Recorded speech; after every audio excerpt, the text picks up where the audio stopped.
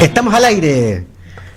¿Cómo están? Muy buenas tardes. Pauta semanal, como todos los días viernes, transmitimos en este espacio que gentilmente nos entrega Radio Polar, a través de su señal online, a través de la televisión también, la señal de radio. También nos pueden seguir a través de Facebook Live y las distintas redes sociales. Pauta semanal, un programa de discusión sobre la contingencia nacional y también regional, ¿cierto?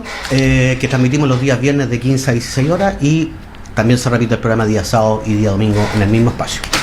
Me acompañan, como todos los días viernes, sentado a mi diestra está don Eduardo Manzanares, extraterrestre caribeño, patipelado y ya no sé qué otro apelativo colocarle, encapuchado o no. Podría ser. ¿Por qué no? ¿Por qué no? Potencial encapuchado. No, y a mi lado izquierdo, Hernán Ferreira, presidente comunal de la UDI, abogado también de la plaza.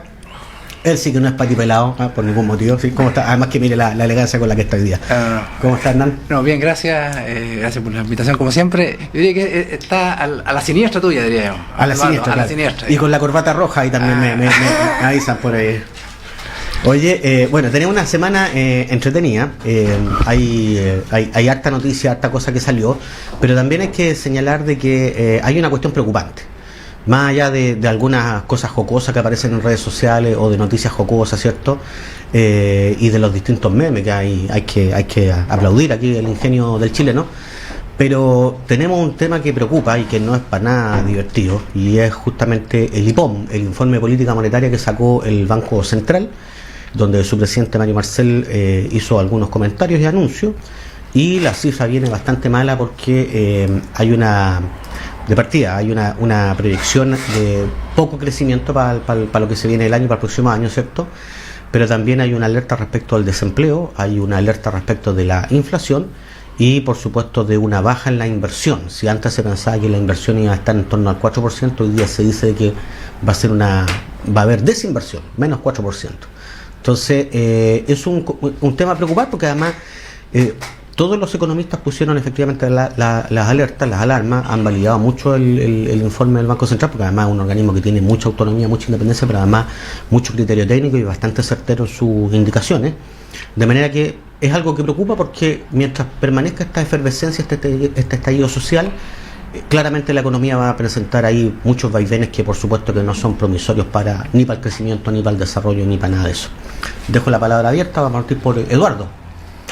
Usted ahí lo vi haciendo anotaciones. Sí, bueno, en general en estas economías capitalistas, porque estamos viviendo en una economía capitalista, como ya lo sabemos, siempre se ha planteado que el principal problema que tiene la economía capitalista es el crecimiento. Correcto. Es decir, cuando hay crecimiento, esto funciona. Si no hay crecimiento, no funciona. Exactamente. Claro. No obstante, ahora último ya algunos economistas más bien keynesianos, como se les denomina, en forma muy ciútica, pero es la forma de hacerlo, han establecido que en realidad el verdadero meollo, el verdadero problema que hay en las economías es la estabilidad. Es decir, cuando hay inestabilidad social en un país, la economía se quiebra, se viene al piso. Ningún inversionista, obviamente, quiere colocar su dinero no es sensato en un lugar, hacerlo. no es sensato, quedan ahí y lo que está ocurriendo hoy día es que para el año próximo había una baja importante, se establece más o menos como un 4% de caída en la inversión, que es el motor del crecimiento. De hecho se dio vuelta el número en 8 puntos, porque era más 4% y era menos 4%. Y por lo tanto la responsabilidad de los gobiernos es mantener la estabilidad de un país, obviamente en el ámbito social, fundamentalmente. Y eso es lo que no ocurrió en este país. Sí, tú tocaste un punto importante porque, bueno, efectivamente una escuela que estaba en retirada, ¿cierto? La escuela keynesiana hoy día evidentemente vuelve a tener augurio, recuperación, ¿cierto? Porque el Estado tiene que salir a invertir. Porque el Estado tiene que salir a invertir, pero también porque el modelo, por así decirlo, el modelo neoliberal, ¿cierto? Ya está un poquito agotado, y no solamente en Chile, sino que hay varios estallidos en el resto de Latinoamérica. Pero hay un detalle importante que tú señalas, y es que efectivamente una cosa que se había olvidado y que se da como por supuesto es que la actividad económica siempre iba a estar estable, o el clima social iba a estar estable, y por lo tanto estábamos preocupados de si el impuesto tenía que ser más alto o menos alto, que el Banco Central tenía que combatir la inflación, de las políticas de flexibilidad o no flexibilidad de la jornada laboral, y finalmente lo que hemos visto hoy día de que todo eso queda en tierra de nada si es que no atacamos el problema principal, que es que la desigualdad. La desigualdad y que la sociedad finalmente pueda funcionar, que exista un orden social respetado, por supuesto, ¿cierto? Para que se puedan llevar a cabo las diversas actividades económicas, se pueda contratar gente, se puede invertir con seguridad. Entonces pareciera ser que efectivamente hoy día algo que se había dado como por supuesto por mucho tiempo vuelve a tomar importancia hoy día, y es que exista estabilidad y orden, ¿cierto? Y los empresarios, sobre todo los grandes empresarios hoy día, de mala forma han aprendido que es necesario, para que esa estabilidad exista, meterse las manos al bolsillo y repartir de mejor forma lo que es en una sociedad justa de todos, que son las utilidades que con el trabajo y con la inversión se realizan. Están diciendo hoy día que hay que meterse la mano al bolsillo y hay que dar hasta que duela, creo que es el refrán que han usado, parodiando un poco lo que decía el padre Hurtado. Pero ¿sabes qué? Yo no lo he visto todavía. Yo diré que si bien el Estado ha echado mano a sus recursos, fundamentalmente fondos soberanos y algunos ahorros que se habían logrado establecer en épocas de vacas gordas, en bonanza, salvo algún empresariado como Luxi, ¿no es cierto?, que ha dicho que va a empezar a pagar 500.000 pesos, que tienen que, a mi juicio, un poquito, una noticia un poco fake news, porque ya eso ya lo ganan sus empleados. Estamos hablando de el conjunto de los empresarios y de la pyme, que efectivamente para ellos es un gran problema poder pagar sueldos que estén sobre las capacidades que tienen hoy día de generar riqueza. Sí, una de las cosas que sorprende efectivamente del anuncio del señor Luxi es que, pero como en su empresa hay gente que gana menos de 500 mil, o sea, como resulta increíble si es que es así. Sí, en Copec, si tú lo ves, por ejemplo, los bomberos son los que atienden. Pero no son de la empresa, finalmente son porque son franquicias. Claro, son franquicias, exactamente, pero del grupo, del núcleo de la empresa. Pero a propósito de la franquicia, que también es una forma del modelo capitalista, ¿no es cierto? Sí, también. La USACH tiene que ver con el mismo tema, acaba de terminar con la subcontratación. Dice, no más subcontrataciones, toda la gente que trabaje para nosotros, ya sea el personal de aseo, que está subcontratado, vuelve y va a ser contratado a sueldo justicia. La pregunta que uno se hace es que en algún momento se justificó la subcontratación para que la empresa se dedique a aquellas cosas que son su objeto social. Al núcleo del negocio. Claro. Sí.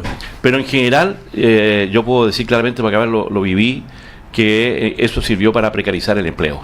Francamente. Claro. Tenía mucha lógica, ¿cierto? Que la empresa se dedicara a su negocio. Sí, era una lógica. Claro, pero terminó... En la práctica terminó siendo una precarización del empleo. Claro, pero terminó en eso por el abuso y el uso y abuso que se hizo de la subcontratación, prácticamente subcontratando para todo tipo de cosas. Para todo. Oye, vi a Hernán ahí anotando hartas cositas.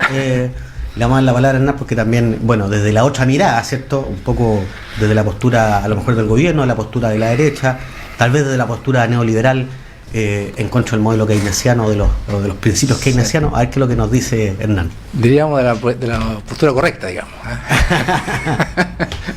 Aunque bueno, aquí es una broma, aquí hay una postura correcta e incorrecta en general. O sea, se construye entre todos este asunto, digamos. Claro, uno puede decir políticamente correcta, a lo mejor. Y hasta por ahí, ¿qué tan correcto puede ser? Bueno, a ver, yo obviamente no soy economista, algo he estudiado, he visto, pero no soy economista.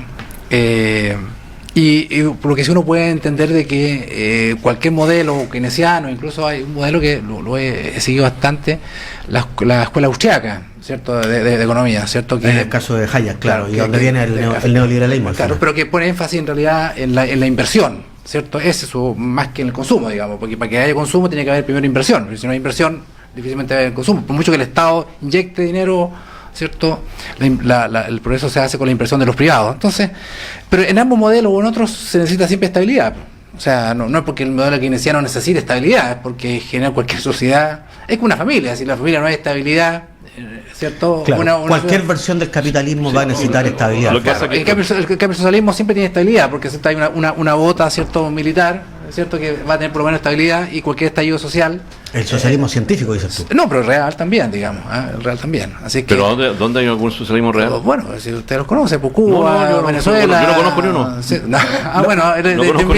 te invito. Yo conozco los socialistas, he estado en, no sé, pues en Holanda, estado en los países escandinavos, entiendo que hay un tipo de socialismo. Hay Sí, pintas pues, de sí. pintas, Ahora, no sé, pues yo no conozco Corea, Bueno, sí, conozco sí lo que se está haciendo en China, que es un No, país socialista, sin embargo tiene un modelo capitalista de claro, producción. finalmente pues se dieron cuenta que eso funcionaba así, digamos, ¿cierto? Entonces, bueno, eso, lo primero, ¿cierto? Ahora, hay una cosa que me hace ruido, que dijo Eduardo, cuando dice que el trabajo es de todos, una cosa colectivista absoluta, digamos. O sea, tú trabajas para los demás y todos, ¿cierto? Por tanto, tus ganancias son también mis ganancias, tu ganancia.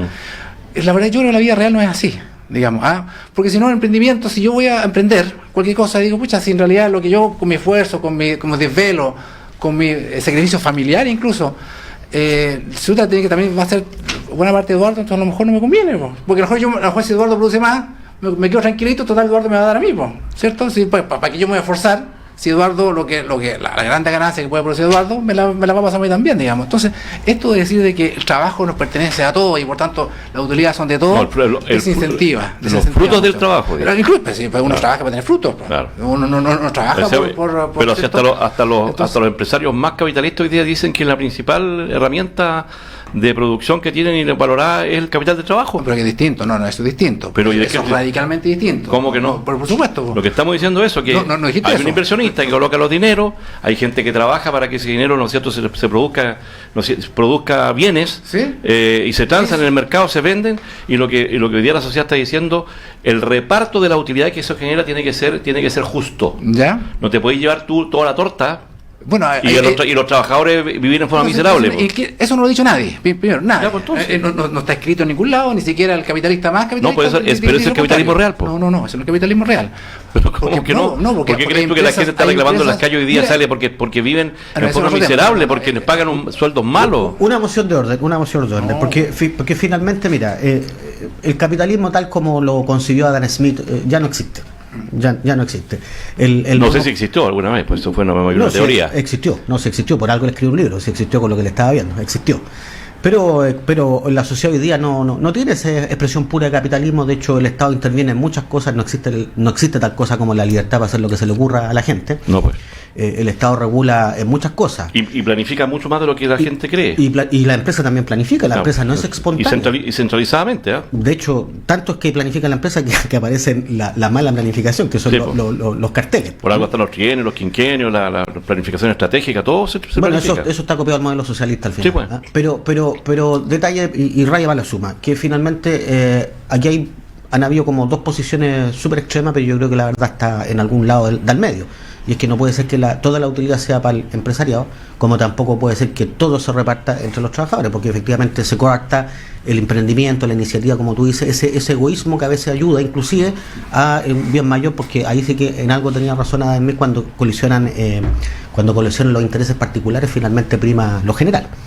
Pero tenemos una cosa que tiene que estar entre un punto medio entre lo que originalmente tenemos concebido en esta sociedad chilena, ¿cierto?, con una desigualdad y una brecha salarial enorme, con grande utilidad en algún tipo de empresas, no todas, ¿cierto?, y otras empresas también con muy poca utilidad, grandes sueldos en alguna empresa, bajos sueldos en otras empresas, desigualdad dentro de escalafones de la misma empresa. Entonces, finalmente yo creo que ahí, más allá de cualquier otra cosa, la disputa de la gente está en aspirar a un sueldo un poco más razonable respecto de lo que la empresa misma genera como utilidades. Sí, yo pienso que, a ver, siempre me ha gustado más el sistema de reparto de utilidades más que el reparto de tener un sueldo, ¿cierto?, muy alto, digamos, porque un sueldo muy alto, porque es muy rígido, digamos, en la medida que las empresas tengan utilidades y de manera transparente se repartan las utilidades.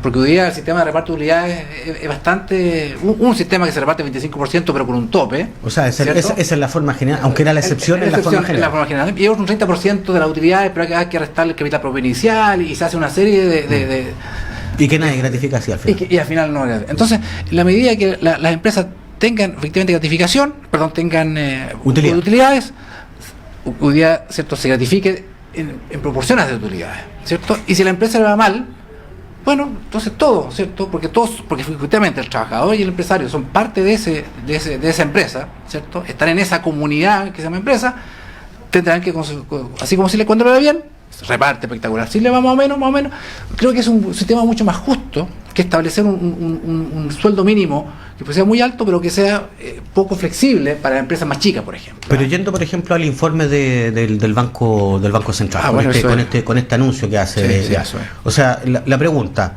porque claramente el Banco Central hace una advertencia, oiga, el escenario hoy día este es el futuro, con las manifestaciones que hoy día han habido. Pero si las manifestaciones siguen, la economía va a seguir detenida y las cifras van a ir más. Ahí es probable que haya recesión, claro. Va a haber recesión. De hecho, si con 2 trimestres con crecimiento negativo, estamos en recesión técnica. Entonces, la pregunta, sí. ¿Cómo sacamos a la gente de la calle entonces y la volvemos a la normalidad o a la cotidianidad, por así decirlo, para que el país vuelva a ser productivo, vuelva a trabajar, vuelva a haber orden, vuelva a haber emprendimiento, vuelva a haber empleo? Una inflación controlada. ¿Cómo lo hacemos? Rápidamente, acá hay una cosa como no extraña, pero pareciera un contrasentido, pero pasa eso. Mucha gente, y no es poca gente, mucha gente piensa que prefiere, ¿cierto? Incluso, y te lo dicen, ¿cierto? Mira, prefiero que quede, entre comillas, la escoba, si el día de mañana vamos a tener algo mejor. ¿Ah? O sea, prefieren eso, que Chile se incendie, si ellos piensan que el día de mañana van a tener mejor. O sea, dicen, el futuro es importante y el ahora da lo mismo. Y sin embargo no entienden que si el ahora lo quemamos, entre comillas, una figura por supuesto, el futuro va a ser más complicado todavía. O sea, que hay que partir de antes, porque de hecho lo que el Banco Central dice es que con esto el índice Gini, que es que mide la desigualdad, está volviendo a lo que era 27 años atrás. Hacia el 90. O sea, todos los méritos que hemos tenido, con esto nos fuimos. Mira, la verdad, Hernán, que la gente no entiende ni tiene idea de qué es lo que es el índice Gini. Podemos saberlo los que de alguna forma estudiamos o esa problemática. Acá el tema es mucho más concreto. Hemos llegado a esta situación por decenas de años de abuso y de inequidad. La gente llega a un momento en que no tiene nada más que perder. Ni siquiera tienen que perder el trabajo, porque a lo mejor lo que ganan en esos trabajos es tan miserable que no les permite vivir, y eso uno lo ve en las entrevistas cotidianas que la gente, sobre todo en la grande metrópoli. Entonces acá esto tiene que ver, fíjate que la economía no es amoral ni inmoral. O sea, es amoral. Y también las empresas. Los que son inmorales son las personas de distinto tipo, estamos hablando de la moralidad en general. Y entonces uno debiera aspirar a que en la sociedad en que vivimos, tanto los trabajadores como los empresarios tengan valores, ¿no es cierto? Valores que impliquen respeto por la otra persona, respeto a las libertades, respeto, ¿no es cierto?, al medio ambiente, cosas que se han ido introduciendo. Pero cuando uno ve, por ejemplo, que el presidente de la República, el año 2016 y 2017 sacó más de 400 millones de dólares, es un informe que acaba de salir, ¿no es cierto?, del Servicio de Impuestos Internos, a los paraísos fiscales, de Luxemburgo uno y el otro de las Islas Vírgenes, para evitarse pagar impuestos, y que tuvo que pagar un impuesto ahora retroactivo de más de 90 millones de dólares, porque lo que hizo fue, en definitiva, intentar no pagarlo a través de un préstamo, entre comillas, a su empresa, el Coligá, que es la de sus hijos. Uno se pregunta cuál es la moral que existe hoy día en las personas que hacen economía, que hacen inversiones, que hacen empresas. Y yo creo que ese es el problema, cuando tenemos colusión en la farmacia, cuando tenemos colusión en los pollos, cuando tenemos colusión en una serie de otros eventos, es porque tenemos un tipo de empresariado que es inmoral. Claro, pero y eso la gente ya lo tiene aburrido. ¿Sabéis por qué? Estoy de acuerdo. Porque hoy día se quiere penalizar y se quiere criminalizar a los supuestos vándalos, a los que protestan porque de repente hacen una barricada o qué sé yo. Pero ¿y cuándo vamos a criminalizar a los que han saqueado este país de verdad? Es que ahí está el punto, porque yo pregunté originalmente cómo sacamos a la gente de la calle. Y hasta ahora no he escuchado, no he visto por lo menos propuestas de parte del Ejecutivo que saque a la gente de la calle, porque no se han atendido ninguna de las demandas de las que la gente está en la calle. No hay lo que tú señalas, ¿cierto? Una de las cosas que la gente reclama es la desigualdad que existe inclusive en materia de justicia. Así es. Pues. Porque hoy día se está sacando en 24 horas una ley para criminalizar la manifestación. Yo creo que es criminalizarla. Pero no se ha sacado una ley. Y los de cuello y corbata andan en la calle con cursos de ética. A pesar de una multiplicidad de eventos en el pasado que hemos tenido de este tipo de delito de cuello y corbata, todavía no se ha sacado una legislación. Y que son millones de dólares. O sea, ¿cuánto está costando aunque sea un peso? No, claro, mira, aunque sea un peso. Sí, porque no hay contexto para ese eso. No es el punto. Claro. Aunque sea un peso. Sí, entiendo. El punto es la desigualdad. Comparto, claro. El punto es la desigualdad. Ahora, esa es una cosa. Lo otro, lo que conversábamos del tema de los salarios, tampoco ha habido algo concreto, una propuesta de gobierno respecto del tema salarios. Más allá de un ingreso mínimo garantizado que todavía está bastante bajo a la puntería que le tiraron inclusive las empresas, no ha habido algo concreto. El tema de la reforma del sistema de pensiones, nadie ha dicho bueno, la gente ha dicho, no más FP, pero si uno se pone a analizar y conversar en serio, ¿cuál sería el programa o el proyecto para realizar una reforma estructural sustancial del sistema de pensiones, donde lo que importa al final, como dice el refrán, no importa qué color sea el gato, lo importante es que case ratones? Así es. Claro, un sistema que pague buenas pensiones. Y por último, tampoco se ha hecho nada respecto al tema salud o medicamentos, donde inclusive hemos visto al ministro Mañalich que inclusive antes de las manifestaciones habló él de la regulación de precios. Y sin embargo, después de 46 días de manifestación, o 47 días ya creo que vamos como en 50 parece, todavía no hay ningún proyecto de ley que ingrese. Y el único proyecto de ley que hemos visto es esta cuestión que criminaliza la manifestación. Hemos visto también cómo se votó una ley de presupuesto que venía contextualizada en un Chile anterior al 18 de octubre. Y también hemos visto este acuerdo parlamentario, ¿cierto?, que quedó con un cerco bastante limitado y que hoy día ese acuerdo está bastante tambaleando y donde, bueno, todavía tampoco es un calendario de muy largo plazo donde la gente no siente que esa vaya a ser una solución concreta a las cosas que está demandando hoy en día. La gente entiende que es necesario hacerlo, pero sabe que no es la solución de sus problemas inmediatos hoy día. Claro, o sea, no soluciona nada, pero soluciona todo, pero es una cuestión de largo plazo. Sí. ¿Hernán? Sí, lo que pasa es que, bueno, da pena a mí, yo entiendo, pero no justifico, digamos, que Eduardo hable de supuestos vándalos, digamos. O sea, yo creo que ya... Bueno, es eso justamente, la gente que está en la calle dice, total, yo no soy vándalo, soy supuesto. Saqueo, pero soy supuesto, vándalo. Quemo, soy supuesto. Entonces, ¿verdad? Y se le repite el dice que la gente que está en la calle está vandalizando y saqueando. Pero supuesto, ¿a dónde está esa gente que vandaliza en la calle? Pues, no está en otro lugar, no está en su casa. La fiscalía han establecido que son delincuentes los que están haciendo eso. La fiscalía en ha la establecido, no lo que están protestando. Pero tú quieres decir que están a propósito de esas marchas, esa gente está ahí. Y de ahí se descuelga. O sea, la solución es que la gente no marche y que siga todo igual.